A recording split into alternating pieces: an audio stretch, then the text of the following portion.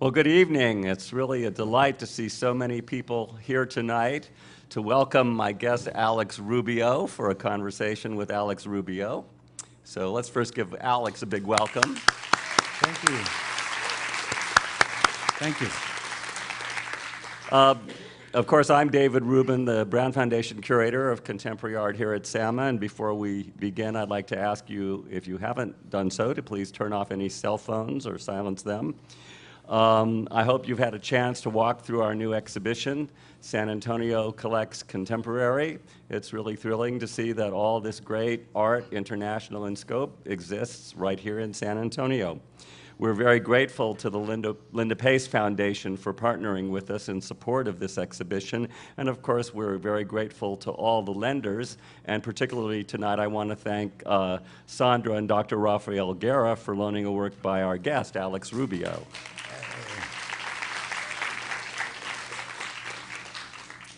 And a few upcoming events in conjunction with the exhibition. On April 10th, I'll be at this same time, same place. I'll be holding an artist conversation with Ross Bleckner, who will be coming here from New York. He's one of the most celebrated painters of the last 30 years, and I think you'll find a conversation with him to be very illuminating.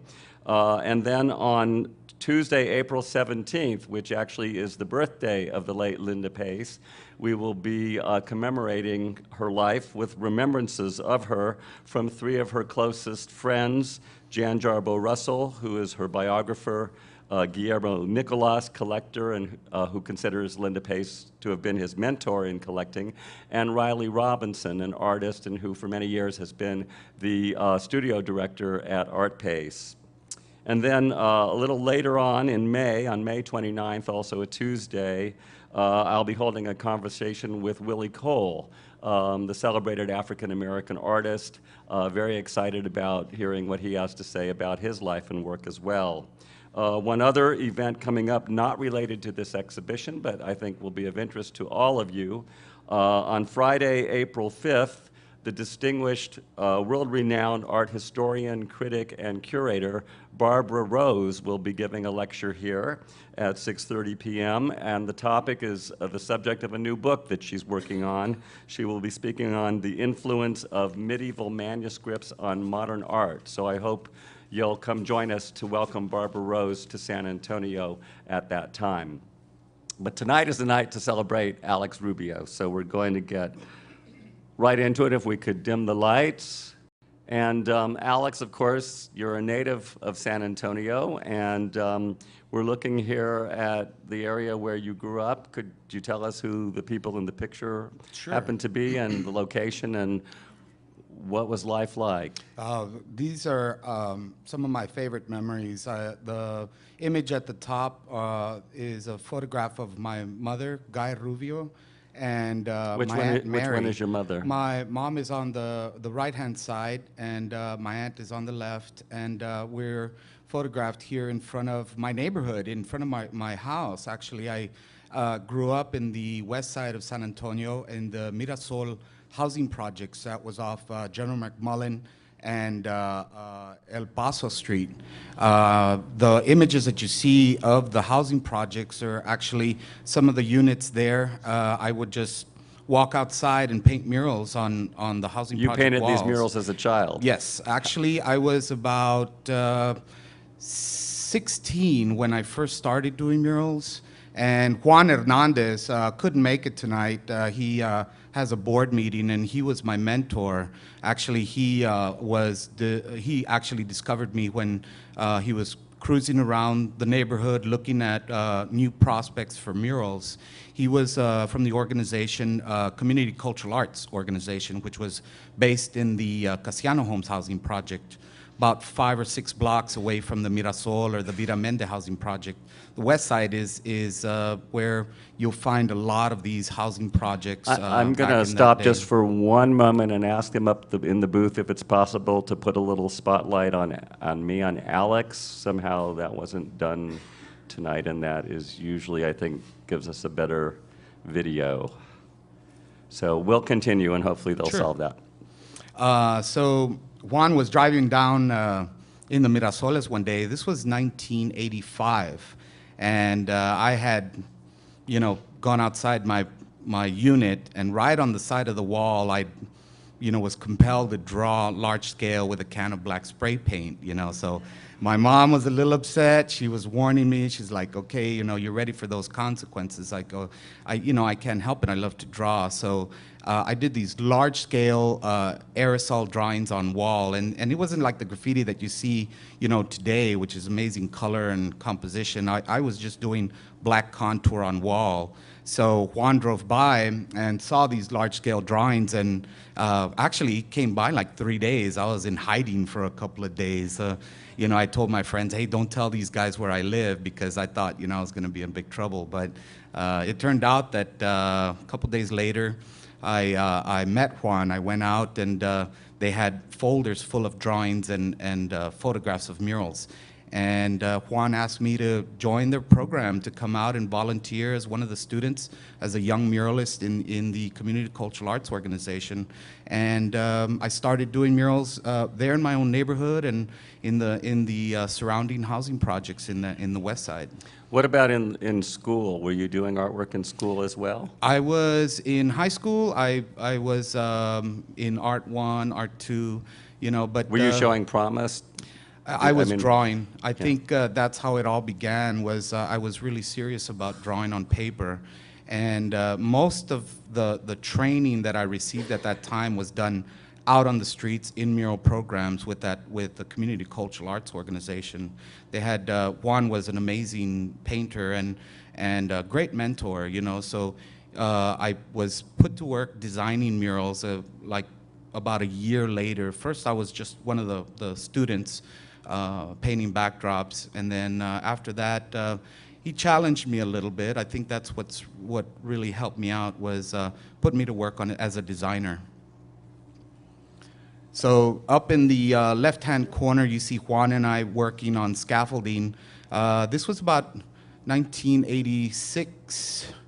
1987, pretty much. Actually, these were the early days when I first started working with the organization. You see Juan and I working on a mural that was down Zasamora Street. So this program got me out, away from my neighborhood. This program introduced me to Juan and my other mentors at that time. I met Anastasio Torres, who Juan and Tache, that's Anastasio, Tache, they still work for the city Office of Cultural Affairs. And I got to meet all these people at a very early age. The lower images are us retouching all these old Casiano Homes murals. That was 1986 down there on the lower left-hand corner, I believe. And the lower right-hand corner, that's me and Lisa Duck Fuentes. I met Lisa through UTSA.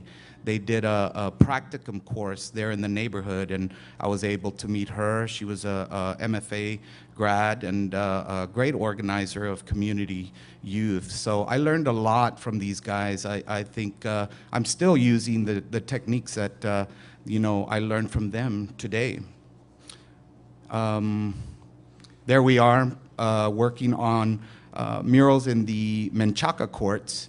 And where is that located? This is also in the West Side, Menchaca, and these housing projects no longer exist. Actually, they've all been torn down except for these murals are gone. The only remaining projects there in that area are the Alasana Pache courts near the Guadalupe Cultural Arts Center, or right beside the Guadalupe. And the Casiano Homes housing projects. The Vida Mendez have been redesigned, rebuilt, and painted over. So we lost a lot of murals along the way. Even in the Casiano Homes, you still see the housing authority, painting over a lot of the graffiti that's happening. And the reason that happens is when you take the organization out of that community, people forget, this was the early 80s. This is 1985 through 89. So people forget about, that organization. And we're really trying, actually a coalition of us got together last year and try to organize a group of artists, community artists, to try to go back into the Casianos and restore these murals. You know, I was trained as a muralist, but I also had a lot of training in restoring a lot of these murals, working from old photographs and the original designs, actually, the original paintings.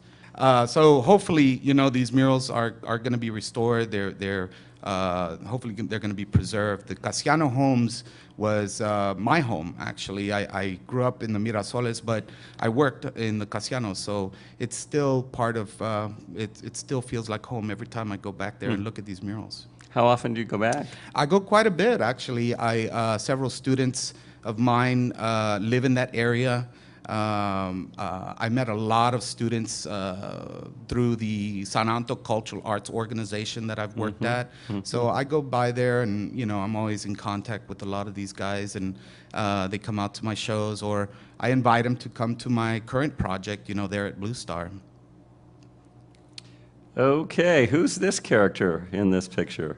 Well, along the way, I met several characters. One of them is Vincent Valdez, and this happened because of the Community Cultural Arts Organization.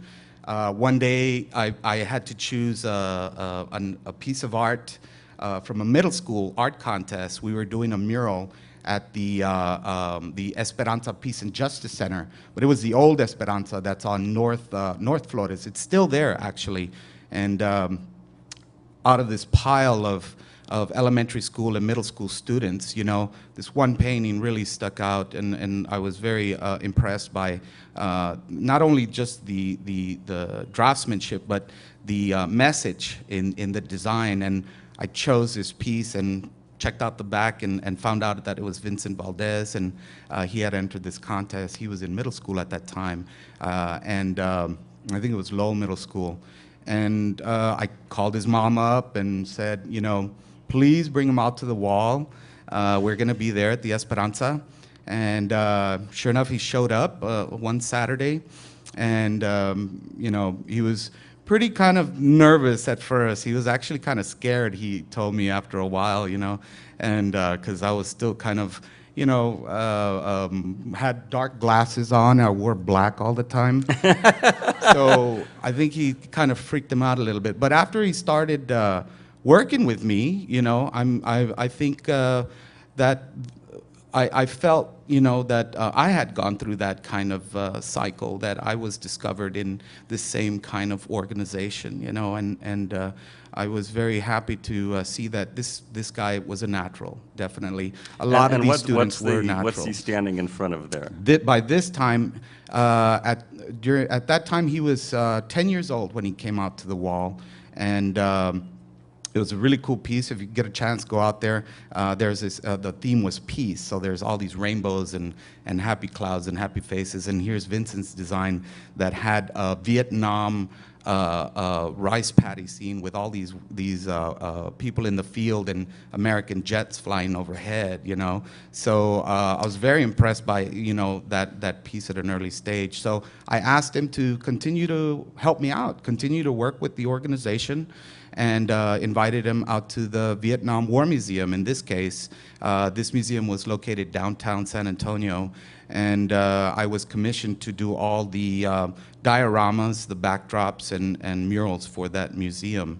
So Vincent, you know, was a very dedicated, disciplined student, you know, even at that age. So I was just continue to work with that guy, and here we are. Here we see evidence yeah, of that. continuing on, and this is 1989 by then. I think he was already 11, 12 by that point. And I was commissioned for a mural at the San Fernando Cathedral by Father Virgilio Elizondo. And that was the time for me to really kind of experiment and explore my own techniques, you know. Things that I had learned from the mural program. I was kind of just kind of developing those skills. And in '89, something happened that was that still you know, stays with me to this day. I had painted this mural. She's 12 and a half feet high by 10 feet wide, and I wasn't feeling very comfortable with the painting style. I was traditionally trained as a very traditional mural painter, very blended model techniques. So one day in the San Fernando Cathedral, I was on the scaffolding. We had duct taped this canvas on the altar. They actually took the crucifix down, and we duct taped this canvas to the altar there. And I just started hatching away at the canvas. You know, I was frustrated because I wasn't painting the way I felt I could be painting. And all of a sudden, this line texture came out of my brush, you know, and it was almost and of something course very that, spiritual. that would become a major characteristic of your style. And I still, you know, apply paint to canvas that way to this day, you know. So I think I discovered something about myself that day, and it was almost very spiritual because we were in the church. It was very peaceful. Vince was with me, and we just had a really good time painting during that time. Here we There are, you are, still. yes. Some really good old photographs of us, and here's Vincent actually trying to, as a lead artist or a muralist, you kind of want your painting to kind of look like one artist, you know, painted this, or one artist designed this. So the lead artist, my job was to train these other students in the same technique.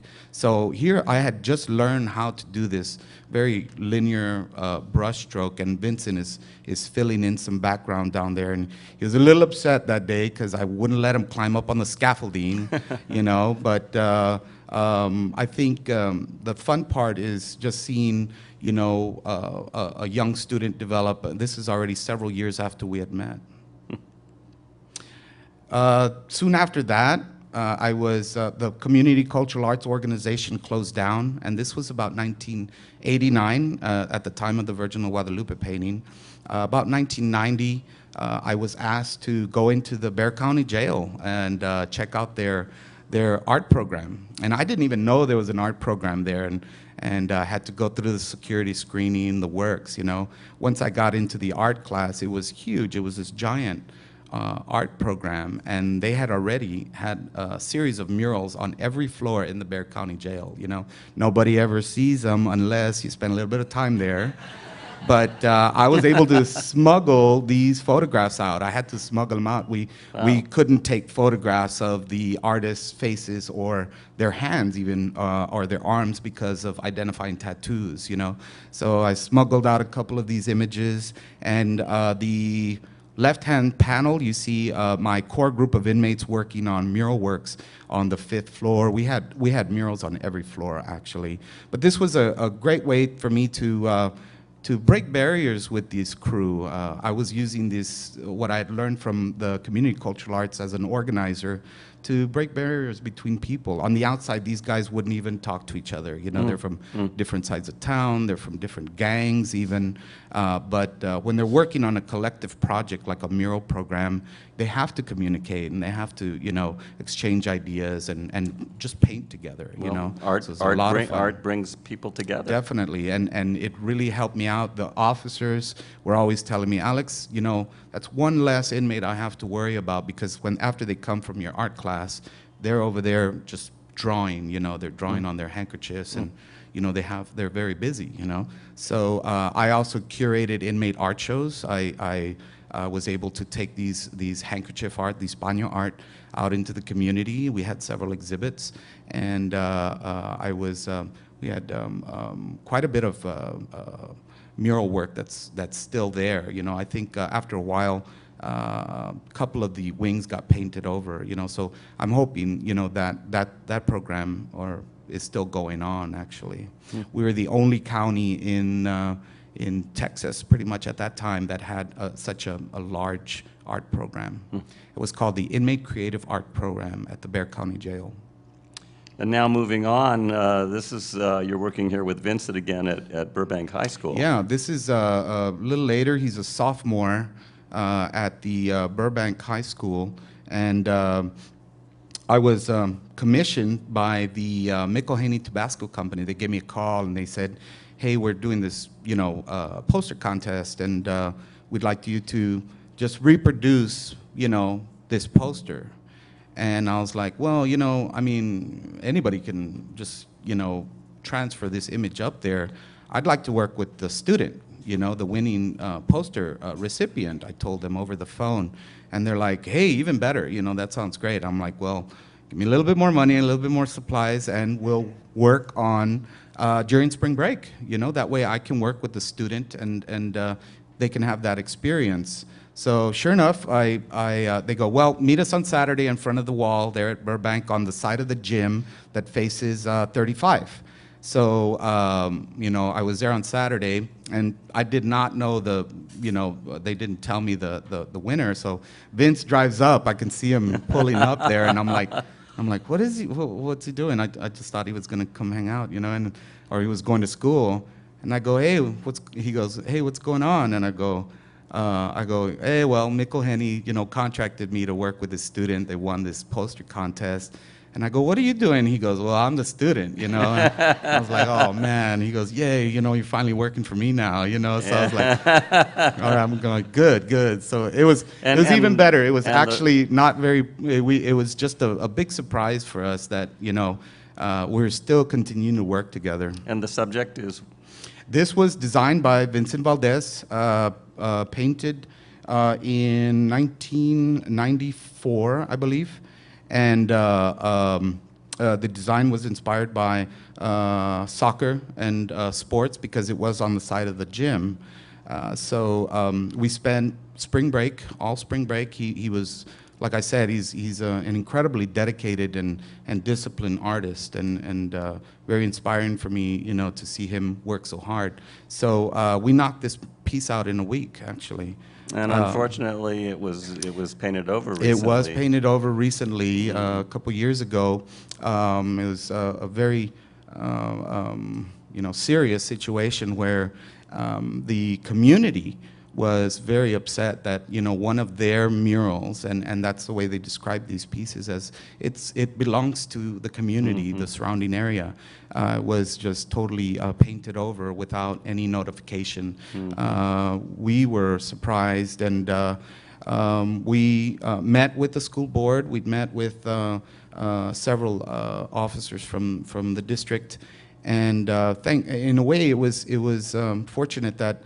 We found out about this exterior mural first because the interior murals were at risk as well. Right. Vincent, during his high school career there at Burbank, painted the whole cafeteria, and it's an amazing room if you get a chance to It see is. these. He painted the history of rock and roll. The history of rock and roll. People can go to YouTube and look at my conversation with Vincent Valdez and learn more about that. It was really amazing. So they're still there. In a way, the people that organized for to preserve these murals saved the Burbank murals.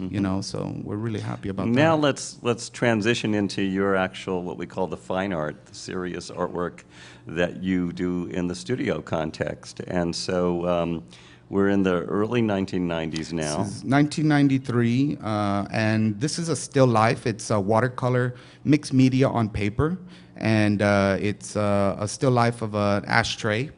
And I